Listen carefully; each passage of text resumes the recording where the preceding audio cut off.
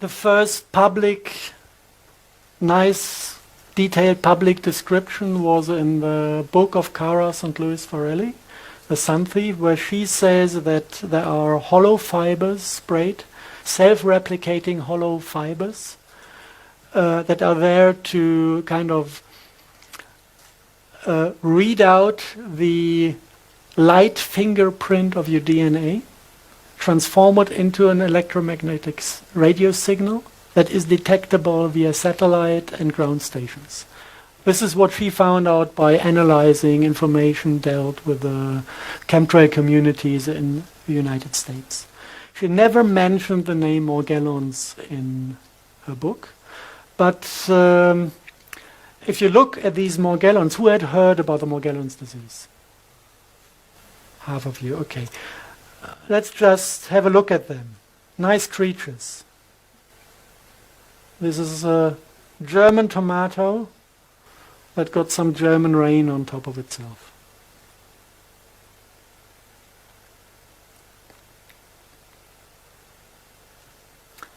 Is that real time? This is real time, yes. Now watch the Morgellon, what he does. He loves us. He's getting excited and he's trying to get close. I don't know exactly what they react on, maybe on infrared radiation.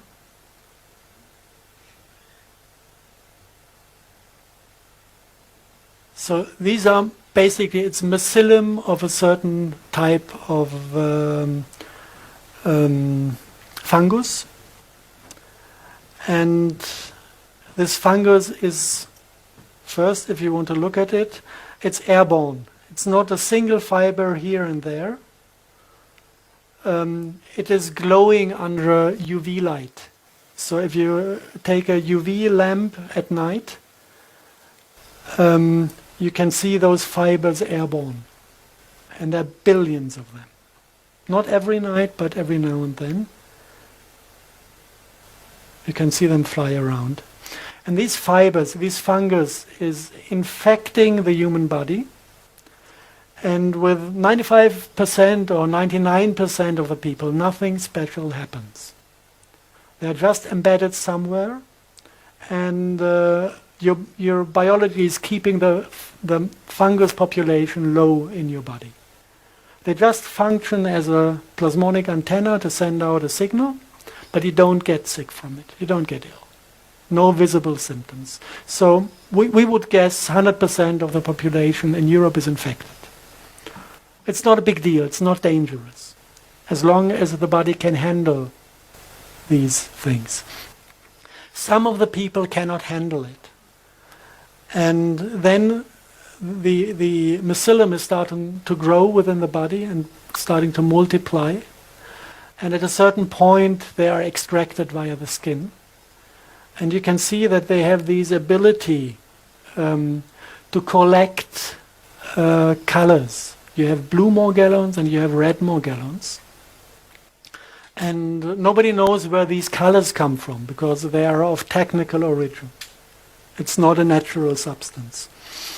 So you can see them when the skin is opening. You can see them under the microscope if you make a blood analysis. You can see that the blood is infected. And you can let them grow artificially in a petri dish. And if you look at them, you see they're a little bit more complex than a simple fungus. They have kind of organs inside. They have little red stem cells of an unknown species that are self-replicating as well. And apparently they produce other structure. This looks like a sporing body. It's like the unit where the mycelium at a certain point is forming a mushroom, a fruiting body. And then from the fruiting body you would expect the spores for the next generation, if this is a mushroom, if this is a fungus. So this seems to be the containment for the spores, because if you put this into the petri dish, you can see the next generation growing. And other things you find, now it's getting fringe, it's really getting fringe, is fragments of insect skin being extracted from a Morgellon victim.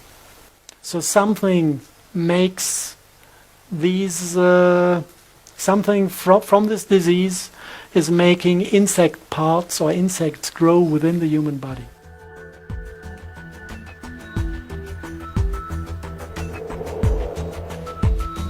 Yes. We'll have this. He said it had been tested in the last Iraq war. This was the war was only done for the purpose of testing the system. Now you're talking about the most recent one with Yes, George Bush. with the junior. With W. Bush. Yeah. And they sprayed that in Iraq. And they sprayed it in Iraq, and we had single news, for example, that they fought back the Iraqi army by utilizing microwave weapons that gave them the feeling that the skin burns. Yeah. This was in public media and Yes. mainstream media. And this is not because the microwave weapon had the intensity to make it burn. This is because the RNA was triggered to create the sensation of burning. Right. So this had a kind of agent within the bodies of the Iraqi army. They tested all other aspects of it.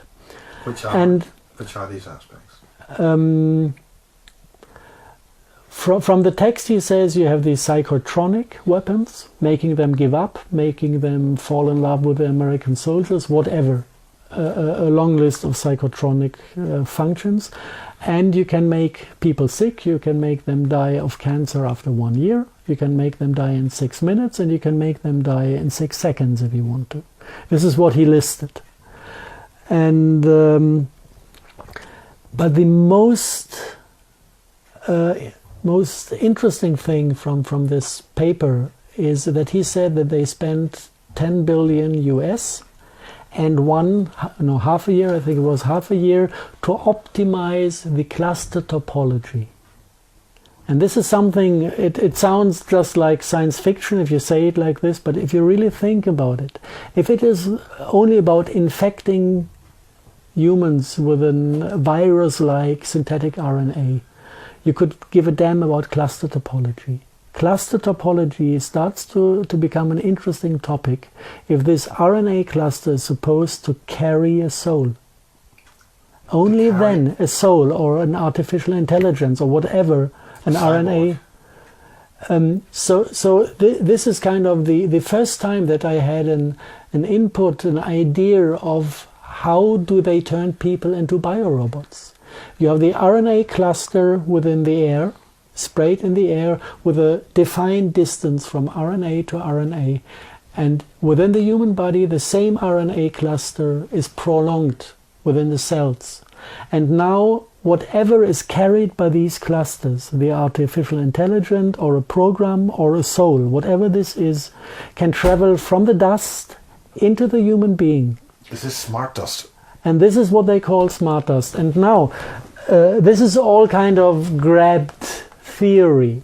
If you take the Morgellon topic is, you find it described as a transhumanistic technology to extract light from the human body, turn it into a radio signal to read out what happens within the human, and opposite way to insert light, not radio frequency, to the human to make him feel whatever you want to make him feel. If you take this Morgellon concept, if you take the nanocrystals, the nanocrystal concept, and if you take all the other things, and then you look into some internal papers of the NASA. This is something that went online, I don't know when, 2000 maybe, or a little bit earlier.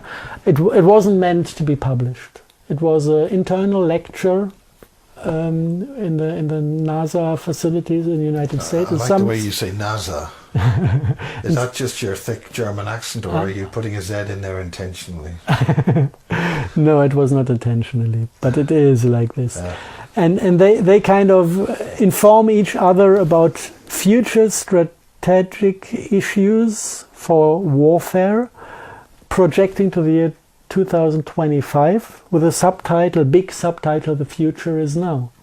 And if you look through it, you find the concept of some sensor swarm, smart dust. You find nanotext, which is identical with the Morgellon function. And you find co-opted insects. So somewhere in the American intelligence community, Big which spiders. seems to be black magic inspired. Oh, well, there are certain individuals who would say the US Army has totally been satanic since like the 1930s. Sometimes I would say it looks like. Definitely the the army-based intelligence community, especially whatever was founded by the Tavistock Institute, which is CIA and Office of Naval Intelligence. Those are definitely black magic institutions. From their origin, going back to the Tavistock, I mean, this is Kara's part more than mine. There's an interview, I guess, of her online. But NASA knows all the components, and it is interlocked in the United States. If you go to Silicon Valley, you have 3 big buildings. One is Singularity University, with the founder Ray Kurzweil, who is dreaming about, and there are interviews out there where Kurzweil is dreaming about sending nanobots to other planets to harvest energy and matter, to multiply the overall intelligence of the human-machine civilization. Originally his words. And then he asks himself if there's a God that exists, and he says, not yet. Yeah? This is Ray Kurzweil. Now, next building from Singularity University, Transhumanistic headquarters, is Google headquarters, where he now is head developer. Same Ray Kurzweil. And on the other side of the university is NASA headquarters, the one who is certifying the planes to spray, according to Kara's novel. So all these members of this black brotherhood even sit in the same street as neighbors. And I think it's kind of about... They obviously feel fairly safe. Looks like. But that's because people don't understand the consequences, or are they hive programmed already? Some people do understand the consequences. The Russians did understand the consequences of spraying the military compounds, which would have meant losing the harvest and falling under Monsanto. And they decided to stop spraying. And the NSA realized, I guess, that the CIA is a black magic unit. And the NSA, at least parts of it, is still into American interests and the American... actually human interests. Yes, whatever. So the answer on... No, not the answer. Maybe in a reaction to realizing that whatever is happening there with following demonic or archon interests... the NSA downed Evergreen International. They downed the CAA spraying airline. And the kind of little... When you say downed it, do they shut it down? Yes. NSA has one option. This is cutting money flow. If the CIA wants the Congress to send troops to Iran to start World War III, and they are blackmailing members of the Congress, sending millions to them to vote for their interests, the NSA is blocking the money flow. This is the only option they actually have if they don't want to enter this war. And but the logic of that situation is that the United States is losing control of itself. Yes. Because the information I got recently was this massive war. I don't think we haven't talked about this alien war that's slightly out of frequency, shall we say. That within 6 years the United States is going to be completely destroyed. Maybe parts of them are regaining control at the moment, which would be nice. No. I mean, look at the position of veterans today in the United States of today. Well, there's been a big row with that recently. Yeah, and look how the NSA acts. Some of them are still in their minds, I would say. And worst case scenario would be a civil war between Pentagon and CAA Homeland Security Alliance. And this is maybe why the prognosis on number of surviving Americans within the next years is pretty harsh and low. Now, what do you mean by that, the prognosis? There's one website that is kind of giving out numbers of how many people will live in which country during the next decades. And for United States, they gave out numbers of 20% surviving.